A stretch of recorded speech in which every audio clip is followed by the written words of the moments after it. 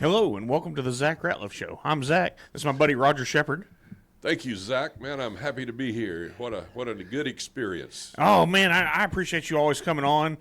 Regular on my old show, second time on this show. Just have turned out to a friendship has blossomed from it. That's the way it's supposed to be. Right, yeah. You can find differences in people, and you can be mad at the differences, or you can find similarities and be happy. And I choose to be happy. Yeah, that's exactly right. Well, you noticed our new setup. Let me give a shout out to our sponsors who are making this all possible.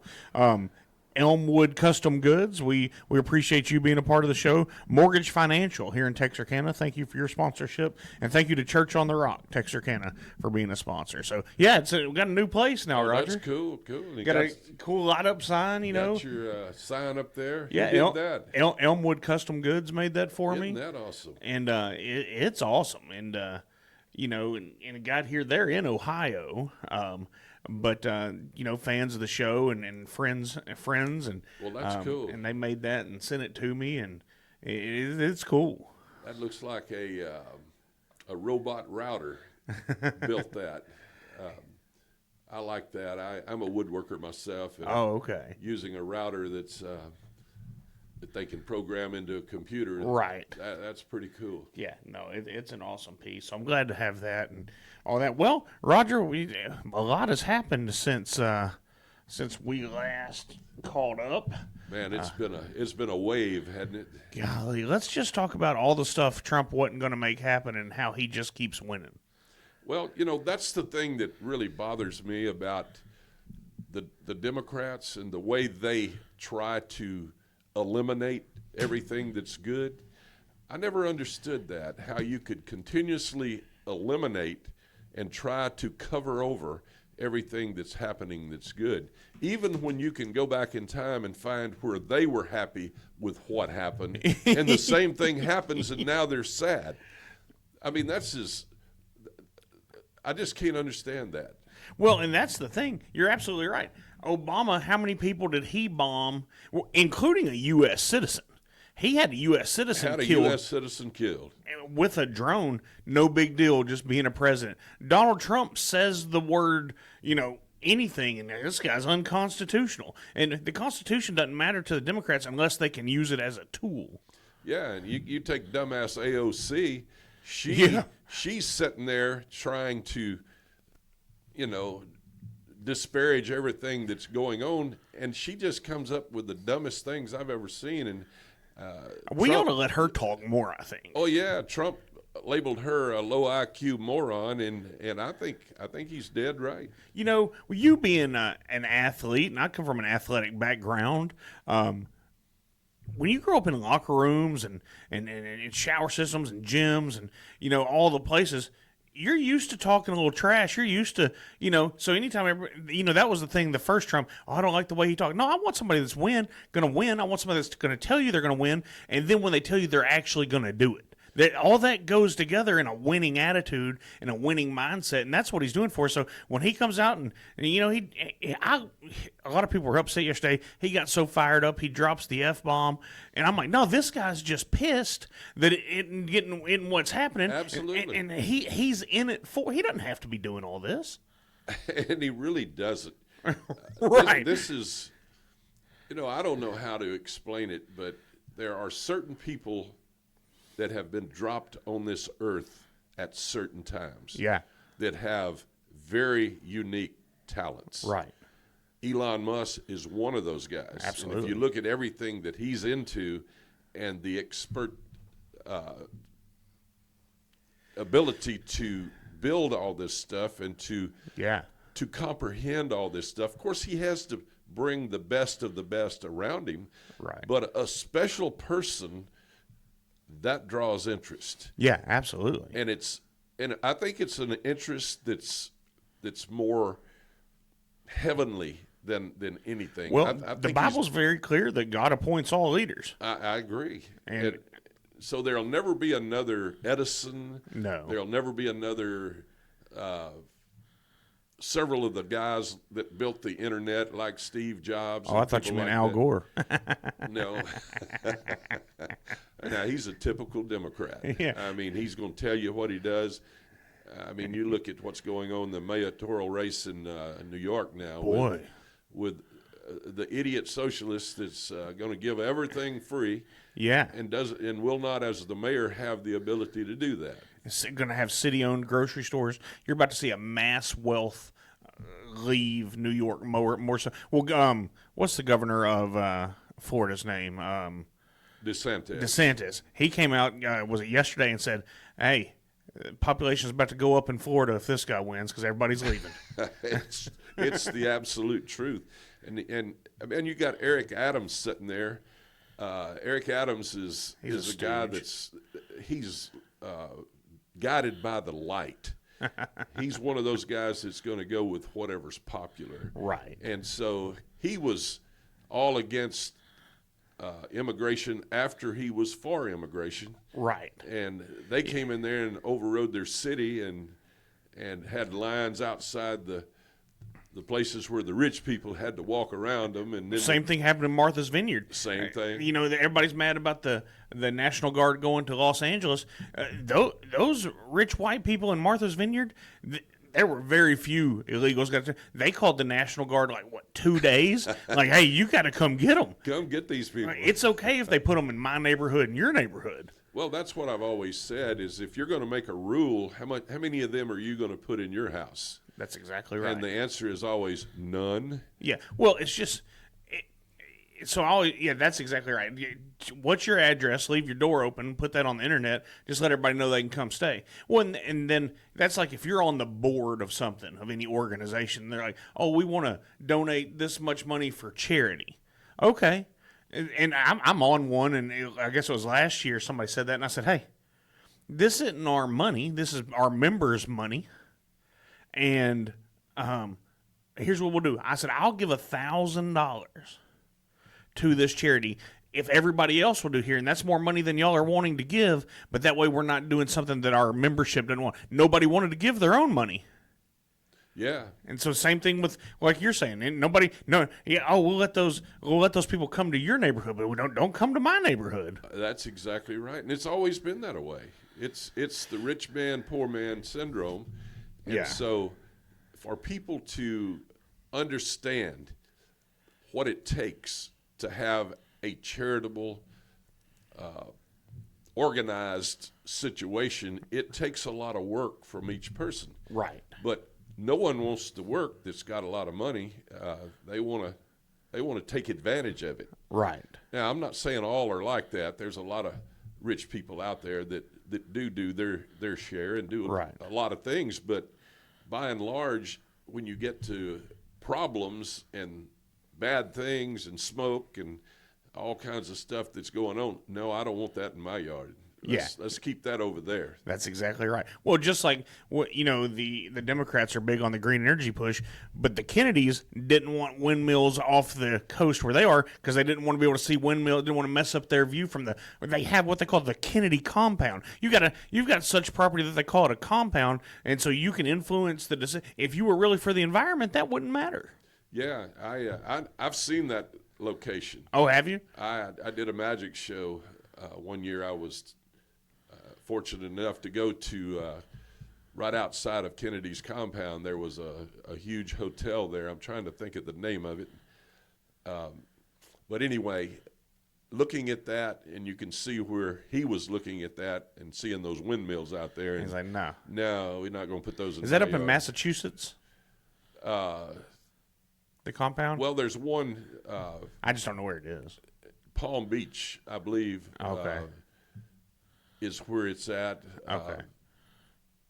I'm trying to think of the hotel name. I don't know. The Breakers. Oh, the Breakers. The Breakers. Okay. And that's where I did the magic deal, inside the Breakers at a big room that they had in there, but threw a few cards on their ceiling and pissed them off, and they wanted to know how I was going to get them down, and I say I only put them up. I don't get them down. They'll come down at some point. Yeah, somebody will get them down, but. Anyway, as you look out the balcony of the Breakers there, you could see where the Kennedys lived.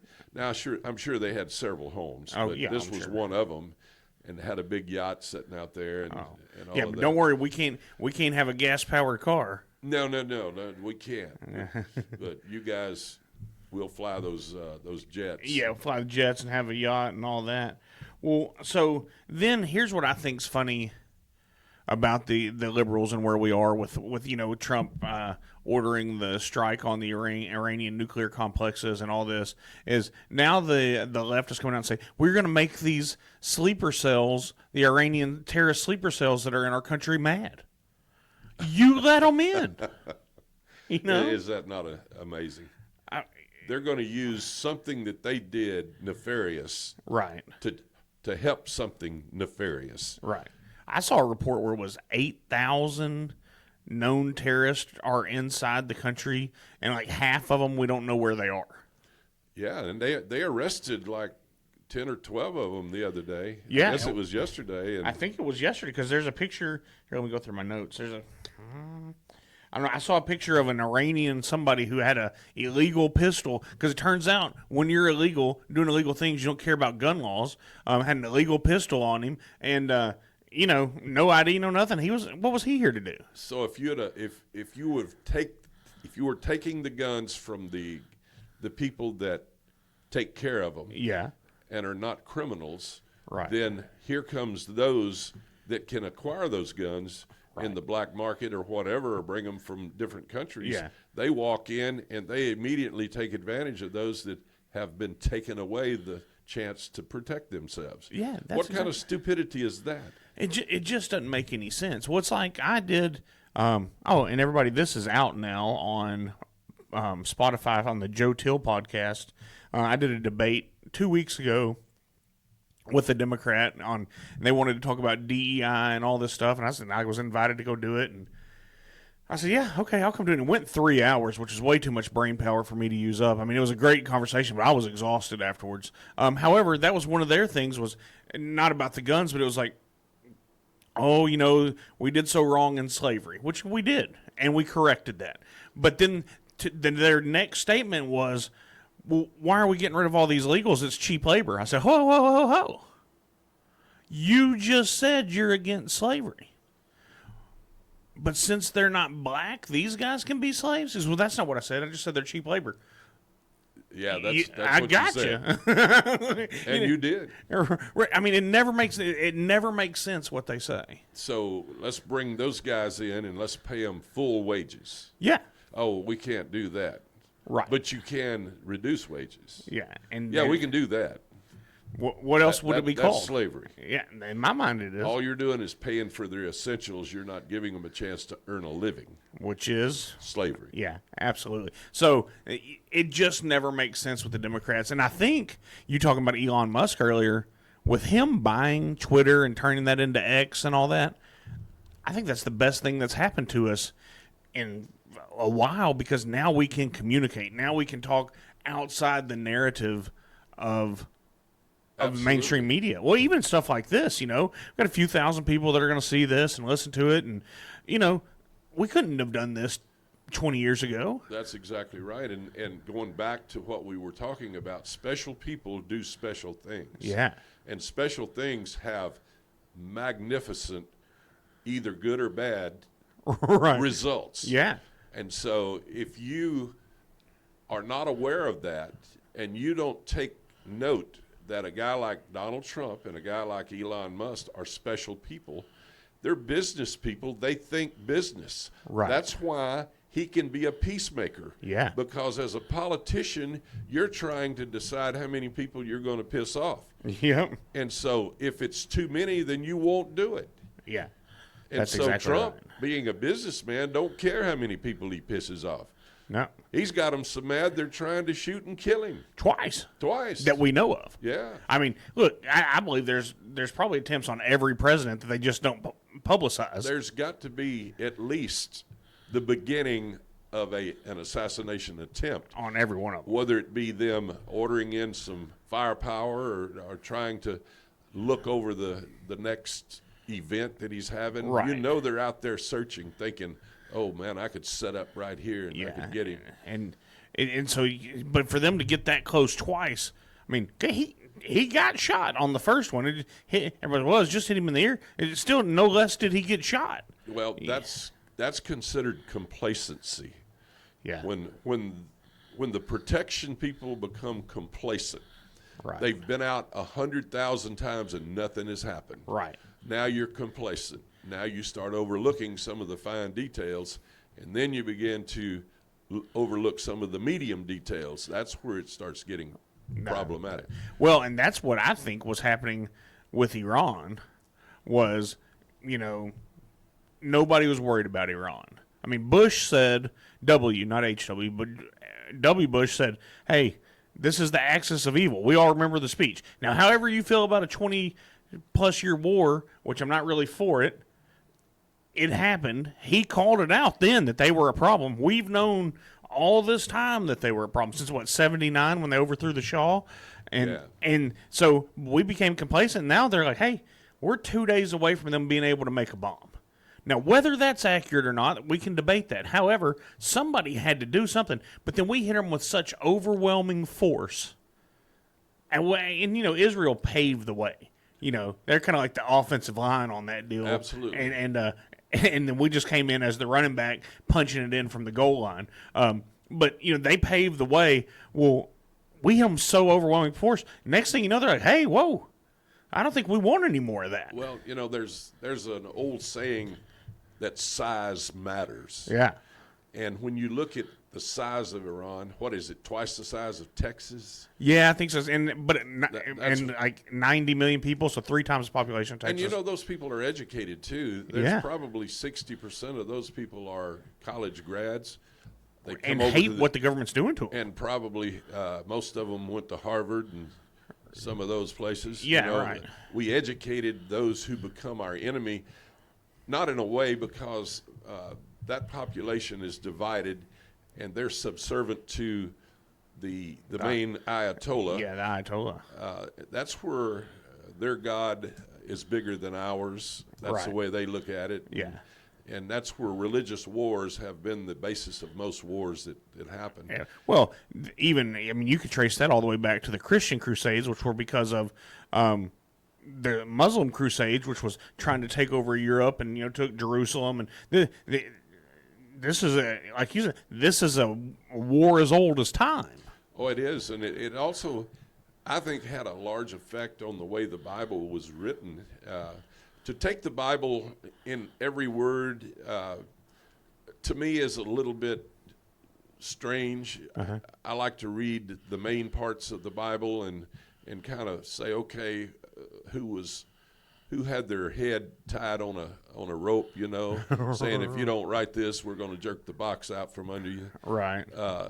I worry about that. Yeah. But I think it's written in a way that you have to think. Yeah. Oh, so, certainly. As I think about it, but going back to the Iranians in size matters, we looked at them as well as everyone else. They're much bigger than Israel. Right. So we look at them as being very small, and we look at Iran as being very small, and we as a unbelievably large component of the world. Yeah. It's just one of those, man, why are we fooling with these guys? Right.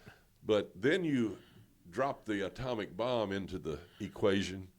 Great equalizer. All of a sudden, it's like that guy that's got the pistol. Yeah. All of a sudden, he's a badass. Right. He went from a shrimp that couldn't box his way out of a paper bag to a badass. And so that's what Iran was trying to do, is raise their status to badass. Yeah. And they got people's attention.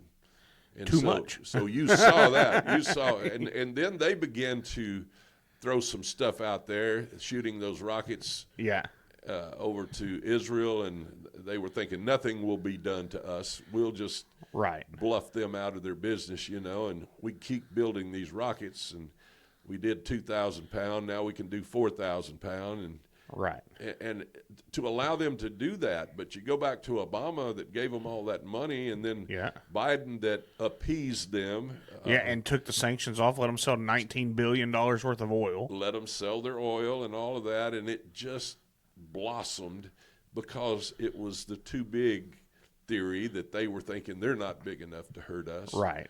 But, man, when you don't think about how big is an atom of U-235 uranium? Yeah. That's That's not- all you need. That's not very big. Yeah. Well, and that's the deal. So, and they're talking about the oil, now that they've been decimated and they've agreed to this ceasefire, Trump said, okay, you can sell oil again. Yeah. Get your economy going. Yeah. Like, that's the deal. And this is where I was telling people, they were like, well, we don't want another war. We don't want, I don't either. But let's let them know, hey, we're serious, but overwhelming force is always that way, right? It's called peace by strength. You've heard that over and over and over. Peace by strength. And I had a young lady I was talking to the other day, and I told her peace by strength, and she says, well, what does that mean? And I said, okay, let's say you've got a Rottweiler, and he's got this heavy bark, and you got a little old poodle over there that's got this little chime, You put them two together, and the Rottweiler lets his bark go, and the little poodle ducks his tail and heads out of the condition, And Yeah. so if you let a dog get big enough, that dog will control you. Yeah, that's exactly right. He will bite you. He will take advantage of the situation. Yeah. And so that's exactly what has happened. Is they've gotten so big with their bark, and they were trying to develop a bite. Right. And the thing about that bite was they repeatedly said it was for the great Satan, which is us, and little Satan, which is Israel. Now, however you want to feel about all that, that's what they said. So we had to say that. Yeah, we had to at least take them serious. Like, because just like this guy with the pistol, the Iranian that came in, if he could get even a small bomb in, and I'm not saying fly over like we did Hiroshima and Nagasaki or put it on a ballistic missile. If you put it in a backpack and get to a city center, you can do some damage with a nuclear bomb. Yeah, that's unbelievable that no one thinks like that. Right. But if you'll look at, I've said this before, I think I've said it to you, that the Social Security Administration says that 86% of the people that live in the United States at the age of 65 are either dead or dead broke. Right. Now, how unbelievable is that? Even if it was just 50%. Right. That's a lot of people. At the age of 65, they can't even write a check for $350. And so that tells me that this society that we live in here in the United States is so complacent and so unwilling to educate themselves right in a way that involves what Trump calls common sense. Right. If you're not a common sense thinker, then you can't get there. Yeah. Because numbers do not lie. And if you're avoiding the numbers and you're not watching the gauge, Yeah. and the gauge is way over in the red, Yeah, it's a problem. well, you got a problem. So those people usually perish. Yeah. Well, it's crazy that you said about that.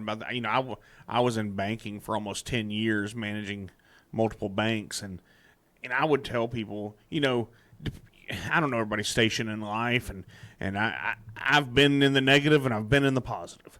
And but it's amazing how many people that might be driving your BMWs and your Mercedes and have the big house that have less than $1,000 in the bank.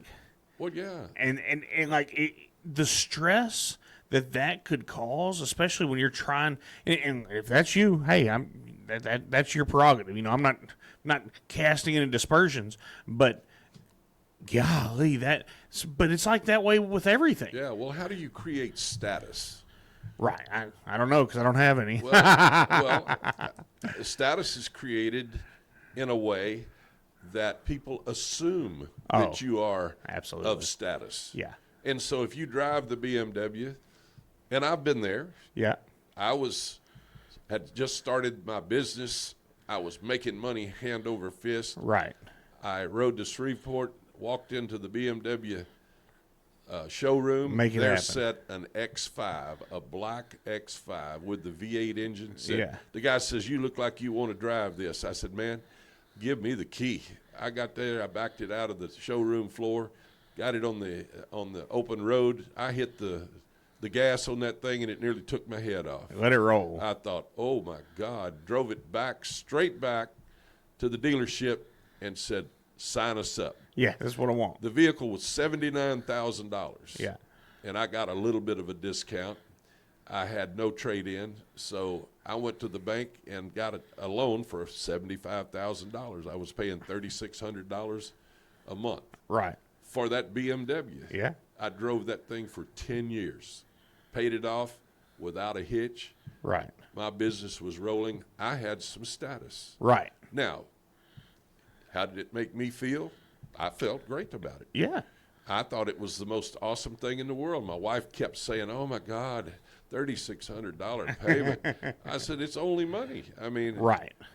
And then when I sold it, I think I sold it for $3,600.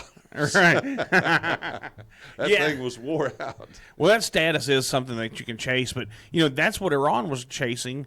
Like you said, was that status of being a nuclear power. But the Ayatollah subscribes to the 12th Imam theory, which is we're going to cause a nuclear war to bring on their messianic figure. Yeah. And so that's what's terrifying about it. Well, that's what is terrifying. It sure is. But they acted the same way that Muammar Gaddafi was acting. Uh-huh. And that was kind of funny to watch how that country and that person just literally disappeared. Right. I mean, he was there at one moment creating large catastrophes, and next thing you know, he's gone. And with when Gaddafi went down and Saddam went down before him, then the CIA had put those guys in place. But that strong man was controlling those countries to a thing. But once they got out of line, it was a different thing. Well, that's the difference with Iran is we didn't put them in place, so nobody liked them to begin with. And then they got crazy on us. Yeah. And so that's the Shah came over and moved to America right. to keep from getting his head cut off. Yeah. And so it was always a spectacle of weakness to listen to him talk. Really? And I'm thinking, how can you be the supreme leader of a country and not be there and not be strong enough to match up with the imams and the religious sect there? And people have religion. When they get really into it, then they're really strong. Right. They have a strong attitude. They will listen to you talk, and then they'll step up and they'll speak their piece. Right. Church on the Rock is one of the places that I see some of their people that are very educated. Oh, absolutely. They do a great job educating their people in the Bible, and so I've had debates with them before, and I have never tried to say that they're wrong. I've just like to throw stuff out there to make them defend what they're advocating. Well, you should always be able to defend what you're advocating. Well, and those that don't want to argue a religion, they'll throw their hands up, I don't do religion. And then I don't do politics. Well, religion and politics may be kicking your ass. Well, everybody says, you need to pick your battles. Well, I pick religion and politics. I'll pick the ones a lot of people don't want because let's go. It helps when you have the facts on your side. Yeah, I just can't walk in step to what someone is saying. And people say, what do you have against church? I said, I have nothing against church. It's the religious aspect of it that I have against, because I look back in history and I find that every war that was started because of religion. Right. Well, let me say this about Church on the Rock, and you pointed this out. And I go there, I try to be there weekly, but, sometimes it's hunting season or the fish are biting or, whatever. But, and this will make sense to you, I think. When I go there, I don't feel like everybody thinks Jesus loves them more than he loves me.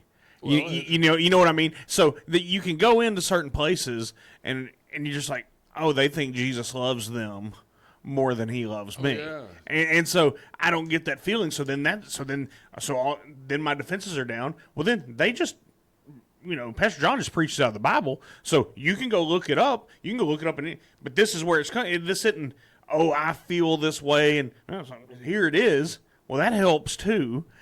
So that helps you educate yourself on, okay, you can defend these points because they're not what he thinks. They're what you subscribe to believing. Right. Whether you're in this church or not, if you say you believe these things, you believe them. You know, that church began over on, I think it was 7th Street, New Life it was called, before it was transitioned into Church on the Rock. Oh, okay. I think Church on the Rock might have originated in right outside of Dallas. There's a big Church on the Rock there. Gotcha. Not for sure, I may be wrong, but a couple of friends of mine used to be some of the big wigs in that church. Right. And I can't remember the guy that started New Life. It was I don't know. I know Pastor John's been there for 40 years now or something like that or better. Wow. So. Yeah, I used to have a couple of friends that went. I went a couple of times, but man, I don't know. I'm just built different. Well, I'm that way about most things, and even I think this is where we're the same. We're not afraid of critical thinking. Okay, that's what you want. Here's all my thoughts around that. Let's make this all work. So whether it's religion or whether it's government, like you're telling me this, I need to work this out. And then what we get into as a culture is, oh, no, this is what this says, so this is what you have to do. And that's where you were the same way. No, I don't have to do it because they said it. It makes me not want to do it, so I go look at it to make sure it's what I should be doing. Absolutely. I wasn't kicked out of the Baptist church where I live. They just ask you not to come anymore? But I was in Sunday school class, and I was always asking questions. Uh-huh. And so the Sunday school teacher finally told me, and he was pretty high up in the church, he said, look, you're questioning the doctrine. And I said, okay. Anything wrong with that? And he said, well, you're not supposed to question the doctrine. You're supposed to live by the doctrine. And I said, well, I have questions about whether I want to live like that. Right. And he said, well, you might ought to try to find another church. Isn't that wild? And I did. Yeah. I opened up the Church of Rogerism. Yeah, I've heard you say that. And so I thought about it, and I thought, well, am I smart enough to comprehend what the Bible is teaching me? Yes. Am I smart enough to avoid those like the guys on TV that's trying to preach you out of your money, Yes, I'm smart enough to do that. So why don't you just start your own church? And I did. I started my own church. I have my own prayer sessions. I have my own guest speakers that come, and they come in my mind. It's a wonderful thing that God gave me the creative mind that I've got, that I can create anything I want. That's right. And so then I had the Jehovah's Witnesses to come, and they said that you ought to come to our church. And I said, well, tell me about your church. And they did. And I said, well, yeah, I think I'll come. And they said, okay, it's 9:30 tomorrow morning. I said, okay, there's only one catch, though. And they said, what's that? And I said, I have to do the preaching. What does that mean? And I said, I have to be the preacher.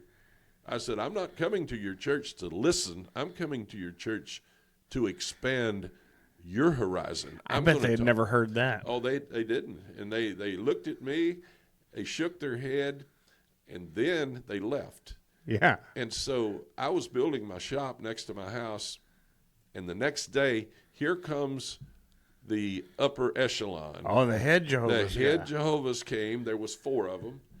They walked up, and I was working my shop. Didn't have walls on it. It just had the roof up. Uh-huh. And I was sitting on an ice chest full of beer, and so I was drinking beer and working on my building. And they said, sir, can we talk to you? Yes, sir. So-and-so, the little girls had told us that you said you wanted to come preach at our church. I said, well, I told them that's the only way I would visit your church, if I could do the talking. And they said, could we talk to you? I said, sure. And so to make it short, they was saying it was up, and I was disagreeing and saying it was down. Right. They said it was left, and I said, no, it's right. Yeah, generally the way I am. They said it was red, and I said, no, it's actually yellow. Right. And so we came to what I call an impasse. Yeah. So I asked them, I said, okay, we need an arbitrator. Yeah. I said, who can we go to today, right now, who can we go to arbitrate our differences? Who would be willing to tell us who's right and who's wrong? Yeah. And the guy looked at me and thought about it a minute, and he says, sir, that's really something you have to figure out on your own. And I stuck my hand out and shook his hand and said, y'all have a good day. Because that's the way I believe. Yeah. You got to figure it out on your own. When you get to the pearly gates, if that's what it is, Yeah. and you walk in, you're not going to have your best friend beside you. You're not going to have your wife beside you. You have to be rooted in your belief for sure. But and here's you what get that through study. Here's what really concerns me is with this wonderful AI that we've got and these quantum computers that we have, what you can just about realize from that is a quantum computer is so fast and so it just goes on and on and on forever. Yeah, the whole term quantum computing is so big that we can't even put that Can't even put it to it. Yeah. And then you take the information. What they're going to be able to do is they're going to be able to identify your password by pushing the button. You're not going to have any freedom of people seeing your stuff. They're going to find out everything about you. Yeah. And to me, it only seems in the world of God that this is part of the beginning, that how is God going to open the door to everybody? It's all out there. You're not going to be able to hide anything. Right. Are you going to be able to hide anything from God? Well, you can't hide anything from God Can you anyway. lie to him? I mean, he He knows if you're you are. lying Yeah. on the get-go. So if they open the doors with quantum computers and AI to where everybody's information is out there, they'll see what you've been looking at on your computer. Yeah. They'll know everything about you. Yeah. And that's coming. Oh, I think it's already here. And it is already here. It's kind of like I was watching a deal that had a room, I think, who was it that made the chips that then turned into a processor company? Intel. So Intel had a room that a guy could stand in the middle of the room, and all four walls were lit up with backlit cameras or projectors. Right. And they would walk around and point at things at those rooms, and they were constructing stuff by not having to type into a computer. But by touching it? He wasn't even touching it. He was pointing at it. He had a little device on his finger that when he pointed at it, he said, we're going to move this over here. We're going to do this over here. Oh, I didn't know they could do that already. Well, they've I mean, you see it in movies, right? They've had that for years. Yeah, I didn't know that. It's part of the heavy, they got heavy doors that you have to go behind to see this stuff. Yeah. But all of this stuff is coming to a fruition, and people that don't believe that, man, and it's not that they don't believe it. I believe they're just so complacent they don't even look at it. Most people are Not interested. And I say that on here. We're worried about getting little Johnny to baseball practice and little Susie to dance, and like I said, you don't have $1,000 in the bank, but you have $4,000 in bills due this month, and you're just trying to get it, just trying to keep up with the Joneses to make it happen. And like you said, we've all been a part of that, and at times still are, and you just let life, which this is the thing out of the Bible, you're not supposed to worry, which it's easier to say that than to do it. But you just let life become so overwhelming that you tune out and you don't pay attention to studying your Bible or to politics or to what the AI is doing. And next thing you know, you look up and the world has changed and you don't know where you are. Oh, yeah. I mean, I don't know, maybe that's an overgeneralization, but I feel like that's what's happening. My dad and mother were just like that. Right. My poor mother, I tried to give her a computer when I started Sports Magic. Sports Magic grew so fast, and the technology grew so fast of how to create a shirt on a computer that I had probably 15 computers because I'd get rid of one and get another one. Right. That was, they were smart in taking the software and making it so big and so expansive that you had to have another computer to run it. You couldn't run it on that old 2-year-old computer. Yeah, right. And so I had all these computers, so I brought one over to my mom and put it on her table and plugged it in and set it up. I said, look, here's a wonderful thing. You can play ping pong on it. You can play these games on it. Or you can even get into a chat room with your friends and play bridge. Yeah. It shows up right here on your screen. And so she says, I don't want it.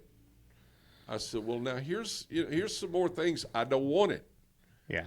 I said, well, why are you not wanting it? And she says, they'll suck every penny out of my bank if I have one of those. And I said, Mother, it's plugged into the electric socket. It's not plugged into your bank. Right. The only way they can suck it out of your bank if you put that information into the computer. That's right. No, I don't want it. I don't want it. I just hear too many things about it. She had been passed by technology. She didn't want nothing to do with technology. Right. And my dad, the same way. If he could start an 8-in tractor and turn a hay baler on, that's all he was interested in. So tractors come a long way from the 8N, haven't they? Well, and you know that, and that's what it's going to happen to me. It's going to happen to you at some point. That's what's going to happen. That's the way the world's going. But you know, as a Christian, we just have to. My thought is, just have to. Hey, we have to know your Bible. You got to read that, and I'm not as diligent at that at times as I should be, and be praying on that, but it's for our government and for our kids and grandkids. In your cases, we got to make sure we're talking about this stuff so that one, they know, so that they're not surprised by all the craziness in the schools and all the propaganda that's out there, and then that way they know to think critically too. Absolutely. I mean, I know from the way I was raised to think critically. And I have a feeling that that's how you've done your family. Hey, we've got to think about this stuff. Oh, absolutely. And to think about it, you have to talk about it sometimes. And my kids get pissed at me. I'm over the top. Right. And so I've had to really scale back. They just got pissed at me.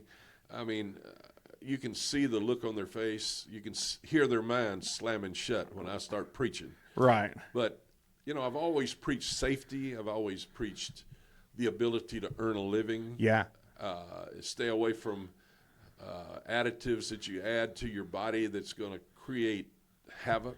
Oh, I've got a good question about that too. And so I have used the sports field to get them to accept discipline. Right. And to be able to follow instructions. Right. And to be able to compete and to try to win.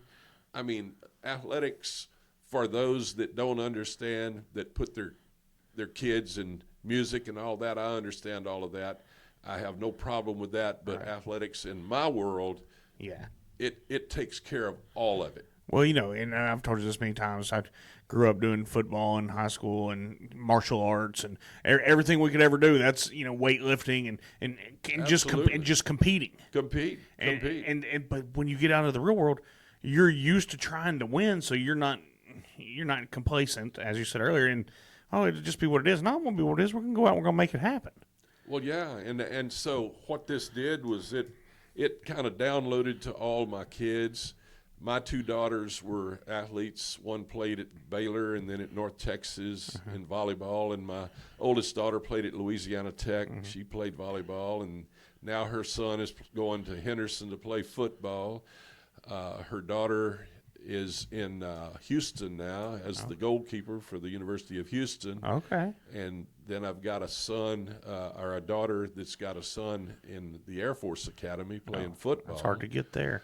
And then I got another grandson that just got stung by a stingray, and he's in the hospital now trying to kill an infection that's in his leg. Right. And so he's a football player, and hopefully this leg gets well. And he gets over that. But then I got a 6-year-old that is going to be better than all of the others. But you just see it. They're all on the same trail because they've been taught the same way that we taught our kids. Yeah. And they saw the value in it. Yeah. And they saw how it helped keep them under control. Absolutely. Yeah, and you could tell when somebody was in that one. So you said something a second ago about additives to your body. And so you're a business owner in Texas. What do you think about this Greg Abbott vetoing this marijuana bill in Texas? Did you see this?